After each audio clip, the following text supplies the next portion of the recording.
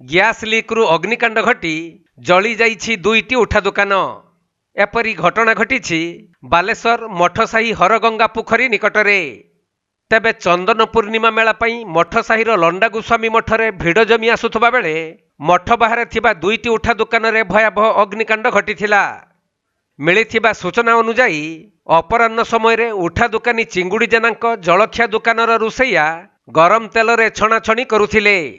ଏହି ସମୟରେ LPG gas cylinder ପାଇପ୍ଟି ହଠାତ୍ ବାହାରି ଯିବାରୁ ପ୍ରଚଣ୍ଡ ଶବ୍ଦ ହେବା ସହିତ ପାଇପ୍ରୁ ଗ୍ୟାସ୍ ନିର୍ଗତ ହୋଇ ଏଲ୍ପିଜି ଷ୍ଟୋଭ୍ ଅଗ୍ନିର ସଂସ୍ପର୍ଶରେ ଆସି ନିଆଁ ଲାଗିଯାଇଥିଲା।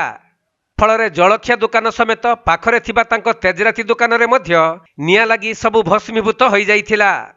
ପରେ ଖବର ପାଇବା ମାତ୍ରେ ଦମକଳ ବାହିନୀ ତୁରନ୍ତ ଘଟଣାସ୍ଥଳରେ ପହଞ୍ଚି ବିଦ୍ୟୁତ୍ ସଂଯୋଗ ବିଚ୍ଛିନ୍ନ କରି ନିଆଁକୁ ଲିଭାଇଥିଲେ। ସେପଟେ ସ୍ଥାନୀୟ ଜଣେ ଯୁବକ ଜଳନ୍ତା ଏଲ୍ପିଜି ସିଲିଣ୍ଡରକୁ ଅଙ୍ଗାରକାମ୍ଳ ଗ୍ୟାସ୍ରେ ଲିଭାଇ ଦେବାରୁ ଏକ ବଡ଼ ଧରଣର ଅଗ୍ନିକାଣ୍ଡ ରୋକାଯାଇ ପାରିଥିଲା।